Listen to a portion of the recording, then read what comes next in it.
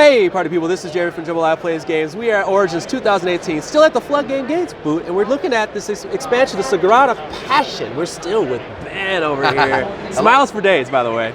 Go ahead and tell us a little bit about what this expansion has to offer. You can tell us just a little bit about Sagrada so people at least have an idea with that. Not everybody owns it, believe me. That's scary to know. Not everybody owns Sagrada, okay?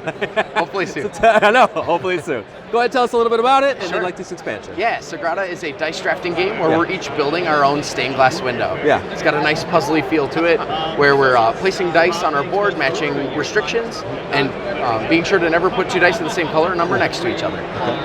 So, coming out later this summer, Sagrada Passion. This is the first of 3 modular expansions that introduces new interchangeable modules that are playable all the way up to 6 players.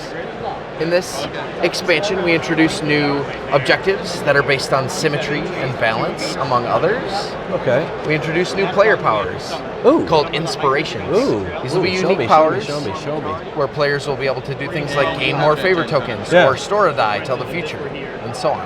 Yeah. Wow. And finally, there are new rare glass boards and dice. These replace one of the tools when you set up, and on a player's turn, they can spend favor tokens to draft and place one of these fancy new shiny dice into their window. These dice are wild by color, and when you place one, you'll end up scoring at the end based on a new private objective.